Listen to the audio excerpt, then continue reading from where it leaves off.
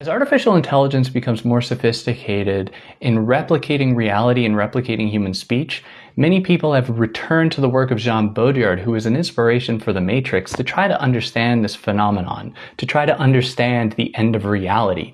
However, that's not actually what Baudrillard was writing about. So let me explain that to you here, but you gotta let me know what you think, because chances are this is going to conflict with many people's preconceived notions of Baudrillard's work.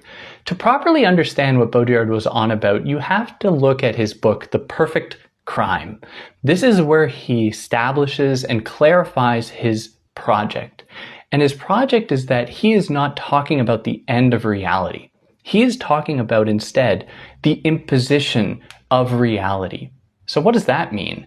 Well, when he uses the term reality, it's important to clarify that when he talks about it in terms of some kind of reality of the past, he's talking about a world in which there is ambiguity, a world that hasn't been completely absorbed into like scientific rationality, into modernity, into a loss of interpretation in favor of just the answer.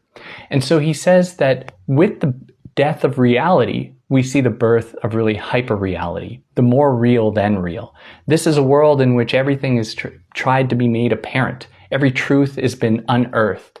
Every truth about anything, be it gender, be it identity, be it one's mind, be it consciousness, has all been given an answer. And he says that with this reality, he says this is the end of all possibility, the end of illusion in favor of just a singular, homogeneous way of understanding the world.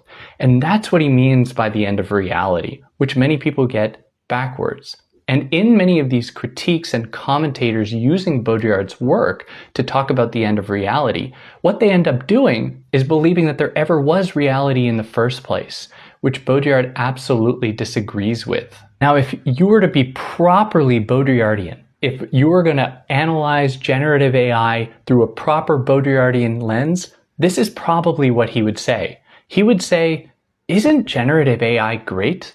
Because it shows us that the world was never real in the first place. If it can just be replicated with artificial intelligence, what does that tell us about the status of reality as we understand it historically? It obviously is something that isn't really real if it can be so easily replicated. It is instead has always been a kind of simulation. So yeah, let me know what you think. Do you agree with him? You agree with me? Take care.